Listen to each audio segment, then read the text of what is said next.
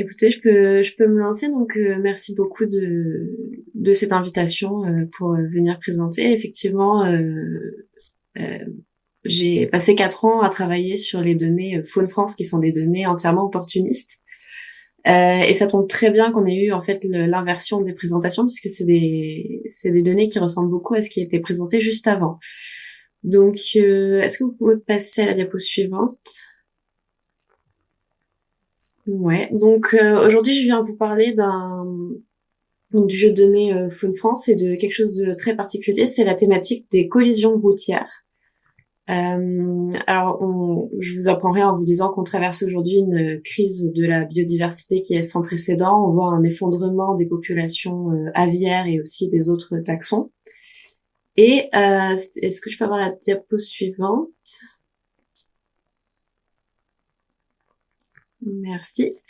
Et donc en écologie et en conservation, on a un champ disciplinaire qui s'appelle l'écologie des routes. Donc on va venir en fait étudier l'impact environnemental des routes au travers de plusieurs aspects. Par exemple, les routes sont un moteur majeur de la fragmentation des paysages, qui est lui-même un moteur majeur de la perte de biodiversité. Les routes génèrent énormément de pollution. Alors évidemment, on pense à la pollution chimique de nos hydrocarbures, de nos pots d'échappement. On a aussi une pollution sonore, acoustique, qui est non négligeable. Et d'ailleurs, les premiers travaux sur l'écologie des routes étudiaient l'impact de la pollution sonore générée par les autoroutes sur les populations d'oiseaux nicheurs. D'oiseaux chanteurs, pardon. On a également des espèces invasives, alors des espèces végétales et animales qui vont se déplacer et utiliser les routes comme couloir de dispersion. Et on a la thématique des collisions routières. Diapo suivante.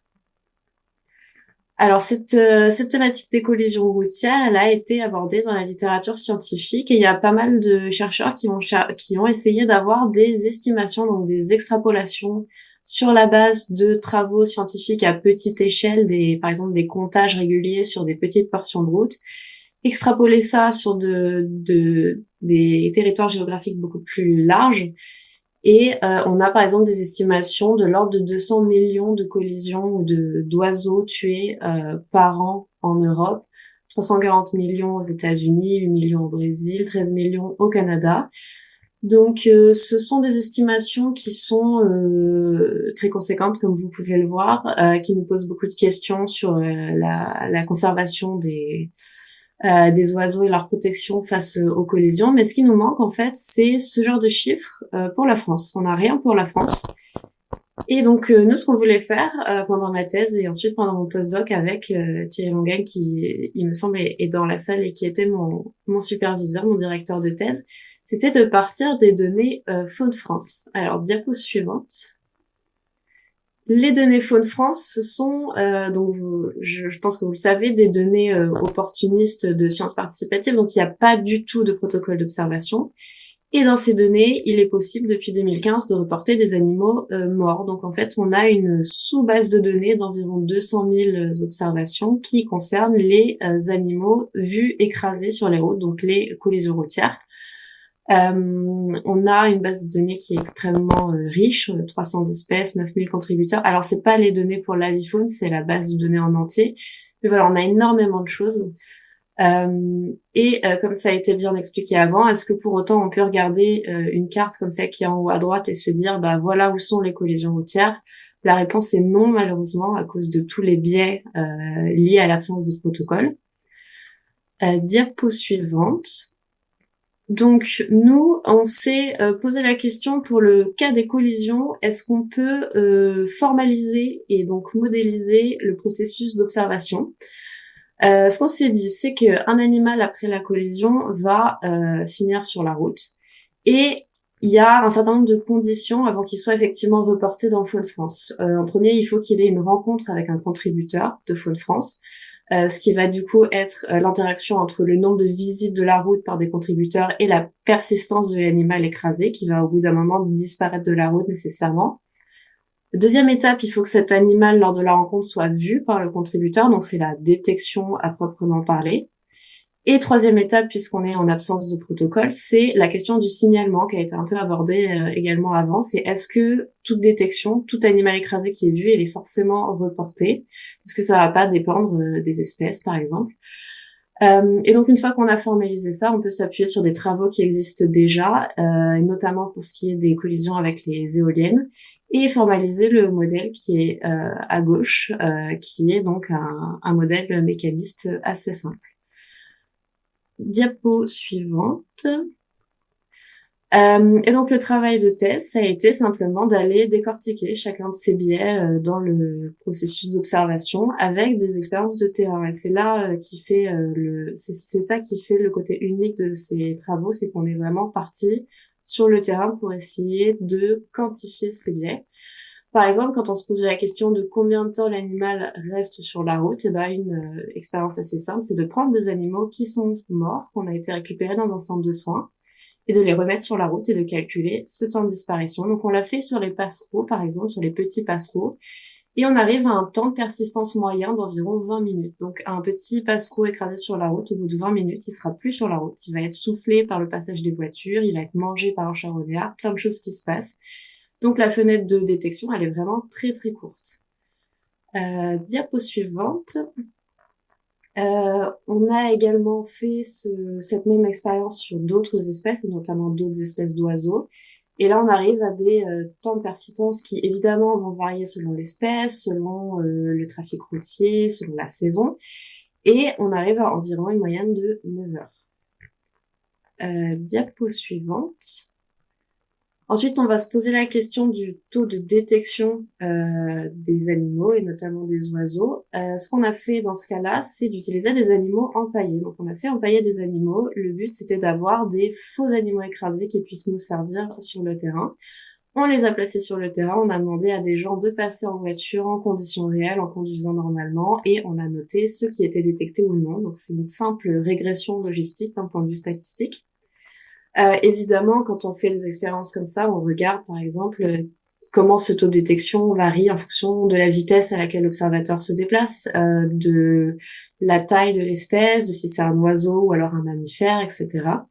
Et quelque chose qu'on a également regardé, c'est comment est-ce que ça varie selon la nature de l'observation, c'est-à-dire est-ce qu'on est dans une expérience scientifique où on a demandé aux gens spécifiquement de se concentrer sur le fait de détecter des animaux écrasés pendant leur trajet, ou est-ce qu'on est dans un cadre type Faune France, donc sciences participatives, où les gens finalement conduisent dans leur vie de tous les jours, et dans ce cas-là, puisque leur attention n'est pas portée tout le temps sur la détection d'écrasement, on observe que le taux de détection d'un animal écrasé est beaucoup, beaucoup plus faible. Et diapo suivante. Et pour finir, sur la question du signalement, c'est une question qui est très très compliquée et qui est pas beaucoup abordée dans la littérature scientifique. Quand est-ce qu'on reporte quelque chose que l'on a vu dans un portail de sciences participatives? On a fait une expérience similaire à ce qui a été fait avant avec des animaux empaillés. On a réussi en fait à étudier le comportement des observateurs en plaçant des animaux à leur insu. Ils ne savaient pas que l'expérience était en cours avant qu'elle soit terminée. Et on a utilisé des techniques mathématiques assez avancées. On est passé par des chaînes de Markov. Et on arrive à une proportion d'environ 30% des animaux signalés. Donc, pour un animal qui est effectivement vu par un observateur, seulement un tiers sera effectivement reporté via l'application naturaliste qui s'interface avec Faune France. Diapo suivante. Et donc, une fois que l'on a tous ces paramètres, donc on a été estimé empiriquement chacun de ces paramètres, on arrive à un modèle d'extrapolation du nombre de collisions. Donc, on part des données qui sont présentes dans Faune France, on applique les paramètres de correction et on arrive à un nombre de collisions. Et pas ce nombre de collisions, mais ce facteur de correction va dépendre de l'espèce, selon qu'elle est plus détectable, moins détectable, qu'elle disparaît plus vite, moins vite, etc.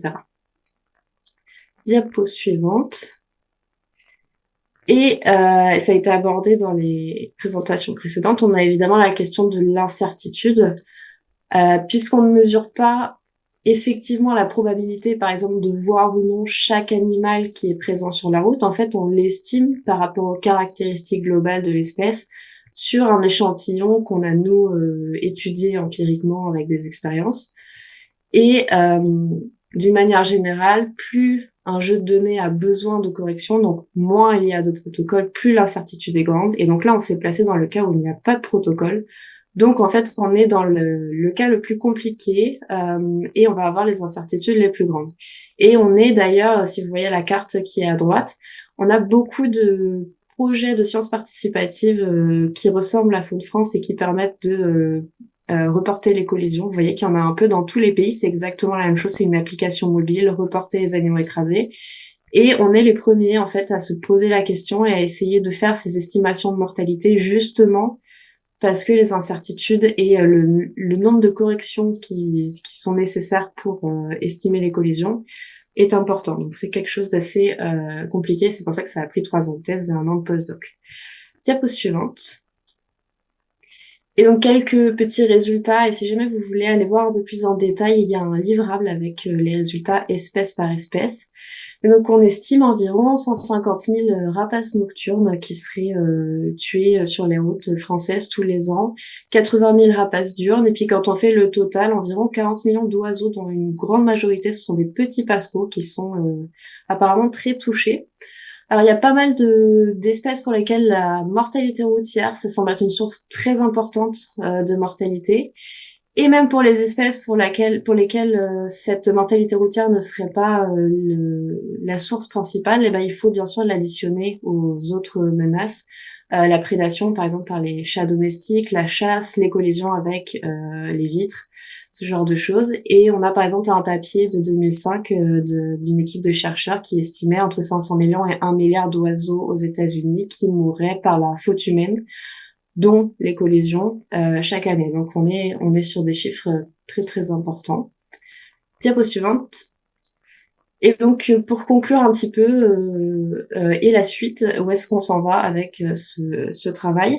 Eh bien déjà c'est un travail qui s'inscrit dans un cercle vertueux, c'est-à-dire qu'on vient en fait de valoriser des données de sciences participatives, ce qui permet d'avoir entre guillemets un retour sur investissement aux contributeurs pour aussi montrer que ce sont des données qui ont de la valeur et on peut en faire des choses. Ce qui permet de motiver les gens peut-être à reporter plus, à attirer de nouvelles personnes. Donc on a aussi une dimension de sensibilisation en ayant des nouvelles personnes, pas forcément naturalistes, qui vont s'inscrire au projet. Donc on est voilà dans un cercle vertueux entre les sciences participatives et les sciences de la conservation. Et très à propos par rapport à ce qui a été présenté avant, une suite possible, ce serait de faire des modèles plutôt prédictifs, statistiques, ce qui permettrait par exemple de prédire l'impact de la route. Si par exemple on veut construire une nouvelle route, combien de collisions on peut estimer qui arriveront dans le futur. Pareil pour une mesure de protection. Diapo suivante, et ce sera la dernière. Et ces modèles statistiques, encore une fois, ça a été évoqué avant, c'est une zone de, enfin c'est quelque chose dans la littérature scientifique qui est très à la pointe et il y a beaucoup de papiers qui sortent tous les jours. Donc c'est quelque chose sur lequel on garde un œil et c'est quelque chose sur lequel je travaille dans mon nouveau postdoc d'ailleurs. Et d'un point de vue plus conservation, il y a la question de la protection des oiseaux face aux collisions. Autant on a des passages à faune sur ou sous les routes. Ce qui est efficace pour protéger les oiseaux des collisions routières, ça c'est encore un débat et on n'est pas encore vraiment sûr de comment les protéger au mieux. Et diapo suivante et dernière diapo, simplement pour vous remercier de m'avoir écouté. Encore une fois, désolée de ne pas pouvoir être avec vous sur place. Je remercie toutes les personnes qui ont été impliquées dans ce projet de thèse et dans ce postdoc et je remercie également tous les financeurs, dont la LPO, pour ce travail. Et si vous avez des questions, n'hésitez pas.